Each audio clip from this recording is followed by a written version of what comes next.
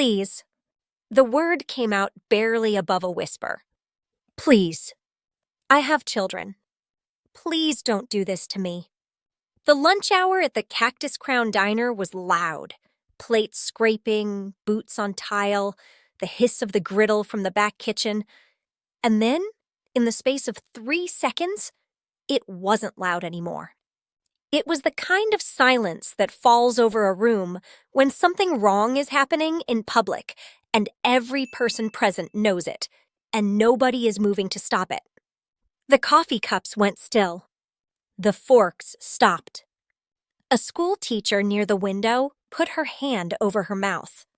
Her name was Margaret Pruitt. She was 31 years old. She was standing at the far end of the lunch counter, in her pink uniform, with her hands clasped together in front of her, the way a person clasps their hands when they have run out of everything else to try. She was not shouting. She was not making a scene. She was speaking quietly to a large man in a white apron who was not listening, who had already made his decision before she opened her mouth and was only waiting for her to finish so the situation could be over. The man was Burl Stanton. He owned the Cactus Crown. He had a customer complaint in his right hand, written on a torn piece of paper napkin, passed to him 20 minutes ago by a cattle broker named Dix Farrow, who was still sitting at the counter, still eating, still not looking up. Stanton told her loud enough for the whole room to hear. "Margaret, apron off. You're done." For a moment, no one moved. Not the 3 truckers in the back booths. Not the cook visible through the pass-through window. Not the school teacher. Not the young dishwasher who had stopped pretending to wipe down the back counter. The room held what it had just heard, the way a room holds smoke. Still, heavy, going nowhere. In the far corner booth, a man in a tan, wide-brimmed hat had been reading a newspaper since 11:45. He had a cup of coffee in front of him, eggs over easy, the plate pushed to the side. He had been quiet the entire meal. He had not looked up once. He looked up now. But that moment didn't start there.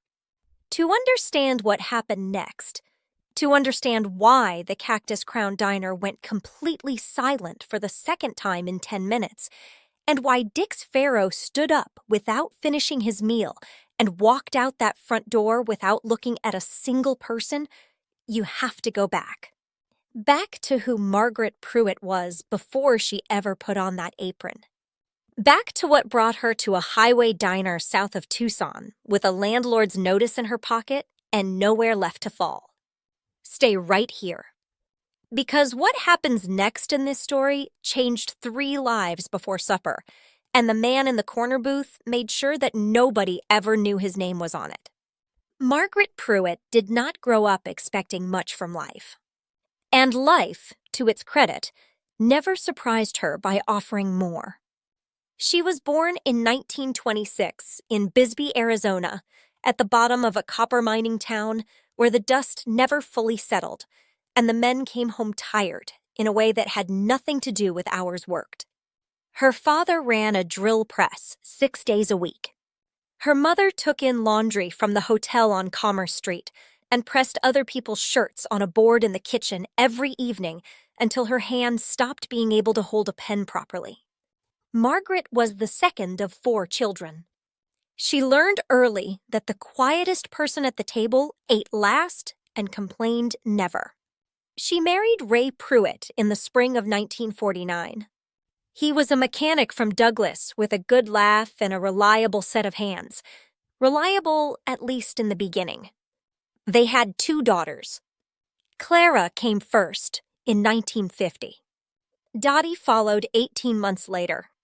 For a few years, the 4 of them fit inside a small house on a salary that fit inside a small life, and it was enough. Then the transmission shop where Ray worked closed in the winter of 1954. He found part-time work. Then, less work. Then he found other things. Margaret never said what. And in the spring of 1955, he was gone. He sent money twice. Then the money stopped. Then the letters stopped. Then there was nothing left of Ray Pruitt except his name on a lease she could no longer afford alone. She moved to Tucson because Tucson had a bus line and a cousin who knew the owner of a diner on Highway 89 that needed a lunch shift waitress. Margaret had no experience. She had a pair of clean shoes, 2 daughters who needed feeding, and a face that did not show what she was carrying. That was enough to get hired. She had been working the Cactus Crown for 14 months by the morning Dix Farrow came in and sat at the counter and watched her the wrong way, and she removed his hand from her arm without a word and walked back to her station like nothing had happened. She did not tell Stanton. She did not tell Ernesto, the cook. She told no one. She needed the job the way a swimmer needs the surface. Not as ambition. As air. What she did not know, what none of them knew yet, was that a man in a corner booth had heard Ernesto say something to the dishwasher 3 days ago. Something quiet. Something that was not meant to travel past the kitchen wall. But the booth in the far corner of the Cactus Crown sat closer to that wall than anyone had ever measured. And the man who ate eggs over easy every morning at 11:45 had very good ears and a very long memory. Back in the diner, Margaret was still standing at the counter. She had not taken the apron off. She was going to try one more time. Not because she believed it would work. Not because Burl Stanton had ever, in 14 months, given her any reason to believe he was the kind of man who changed his mind once he had made it up in front of a room. She was going to try one more time because Clara and Dottie were in school right now, 2nd grade and 4th grade, shoes that almost fit, lunches that were almost enough, and because there was a notice from her landlord in her uniform pocket that said 31 days, and because 31 days and no job and 2 daughters and $17 and a coffee can on the kitchen shelf added up to a number she could not let herself finish calculating. "Mr. Stanton," she said. Her voice was steady. That cost her something. "I have never been late. I have never broken a plate. Whatever Mr. Farrow told you, I can make it right. Please just tell me what he said, and I will make it right." Stanton set the complaint note on the counter. He picked up a dish towel. He began wiping down the formica.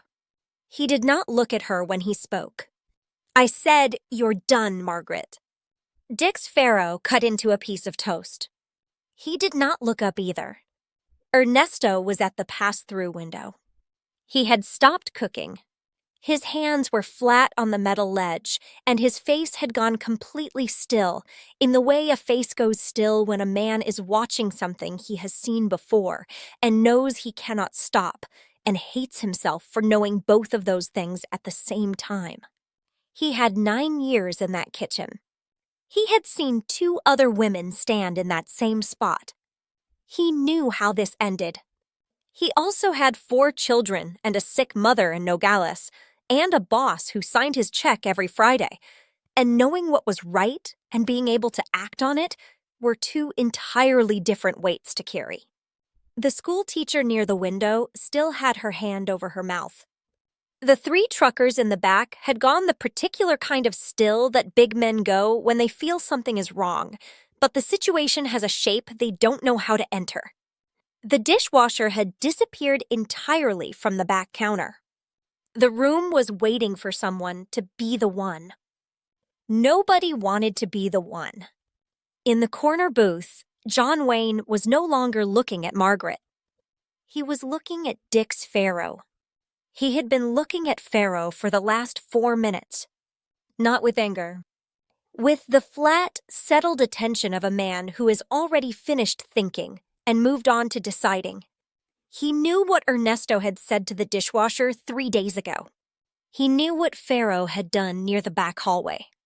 He knew that the complaint note in Stanton's hand had nothing to do with slow service and everything to do with a woman who had removed a hand from her arm without making a sound and gone back to work like it hadn't happened. He knew all of it. And he had been sitting in that booth for the last 4 minutes, waiting to see if anyone else in this room was going to stand up first. He had given the room 4 minutes. That was more than fair. He set both hands flat on the table. He pushed back his chair. He stood up. John Wayne did not raise his voice. That is the first thing every person in that diner remembered when they told this story later. The truckers said it.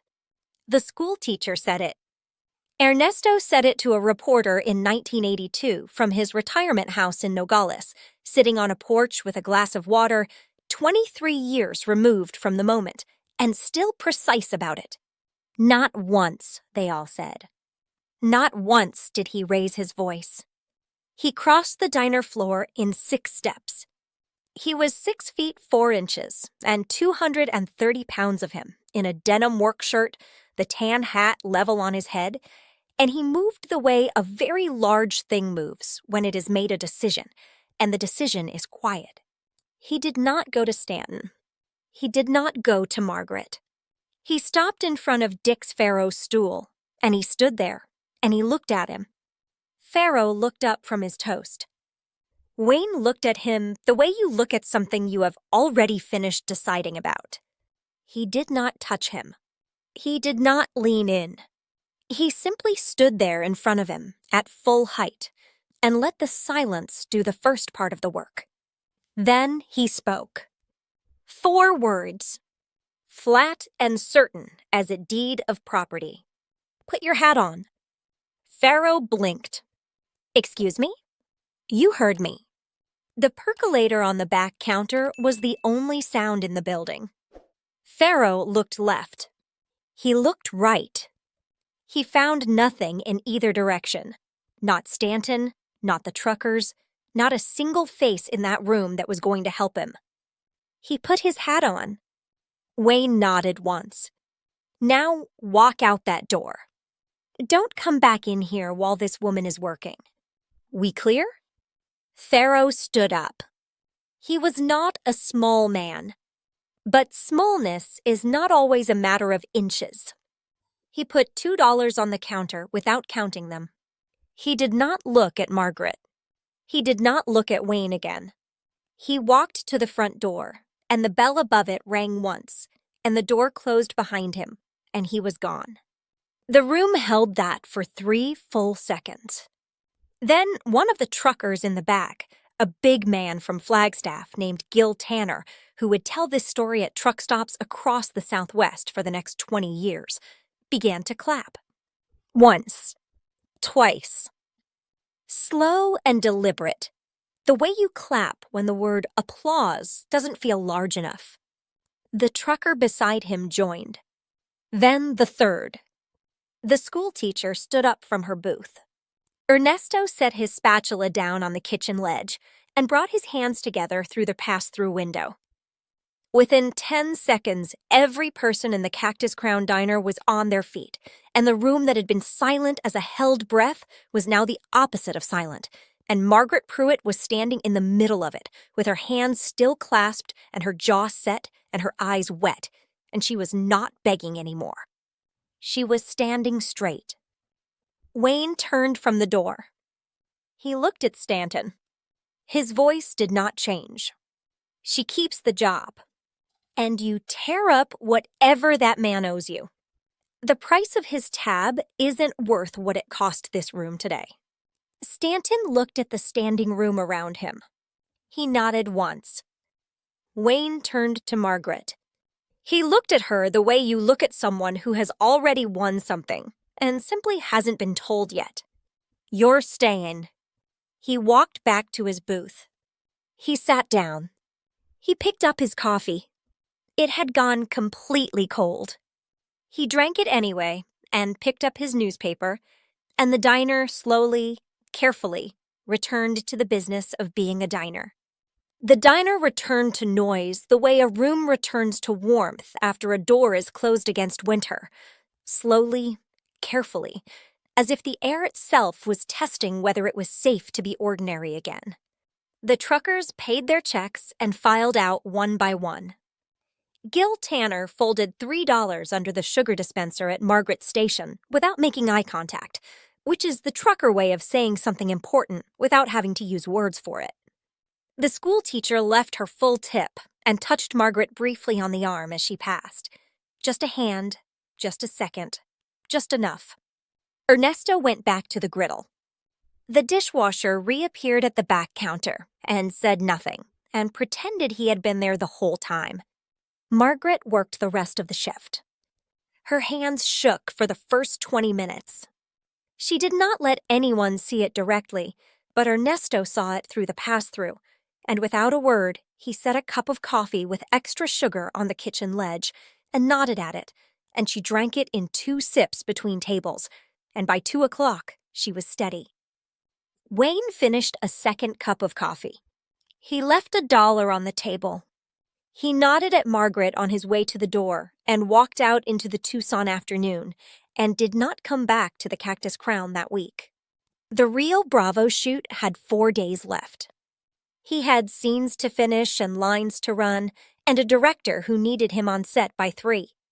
What happened next, nobody in that diner knew about for a long time. That same afternoon, Wayne returned to his trailer on the old Tucson Studios lot and made 2 phone calls. The first was to a Tucson attorney named Avery Cole, who handled property closings for the studio. Wayne did not ask for legal advice. He asked for a name, specifically the name of the landlord who owned the rental property on Mesquite Lane in the South Tucson residential grid. Cole had the name inside an hour. The landlord was a man named Gus Heller, who owned 14 properties south of the railroad tracks and ran them with the particular efficiency of a man who had never once needed to consider what it felt like to be on the other side of a vacate notice. Wayne called Heller directly. The conversation lasted 11 minutes. No recording exists.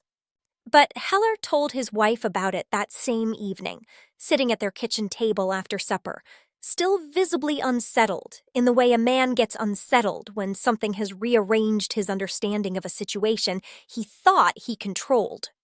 His wife asked him what Wayne had said that changed his mind. Heller was quiet for a moment.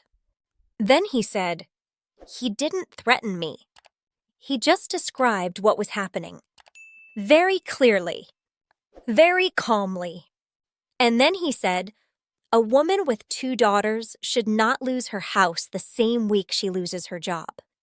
And then he stopped talking. And the stopping was the whole argument. The vacate notice was torn up that evening. A new 12-month lease arrived at Margaret's door on Mesquite Lane before sunset, hand-delivered by Heller himself. The advance payment was listed as coming from a studio accounts office. Margaret assumed it was a clerical error in her favor. She assumed it for 11 years.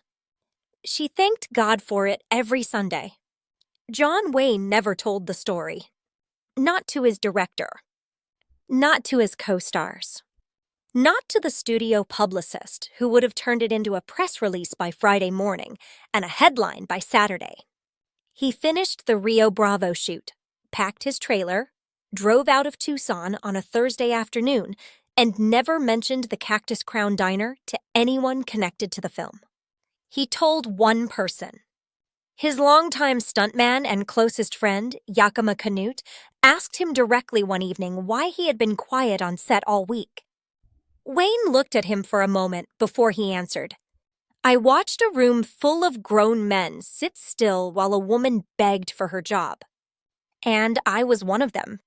For about 60 seconds, I was one of them." Canute asked him what changed. Wayne looked out at the desert going dark at the edge of the studio lot. "I remembered my mother working. I remembered what her hands looked like at the end of a day. I remembered what her face looked like when a man spoke to her like she was something he could move out of his way." He paused. "And I remembered being a boy who was too small to do anything about it." He picked up his coffee cup. "I'm not a boy anymore. That is the part of the story the competitor script never tells.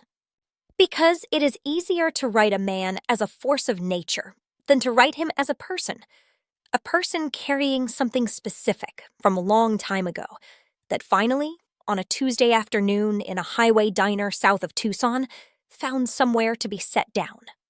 He drove past the Cactus Crown on his way out of town. He did not stop. He did not need to. Margaret Pruitt worked the lunch shift at the Cactus Crown for 11 more years.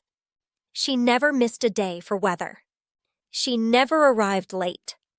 She raised Clara and Dottie in the house on Mesquite Lane, in the same rooms, in the same neighborhood, with the same view of the Franklin Mountains from the kitchen window that her daughters would describe to their own children decades later as the place where they felt safe.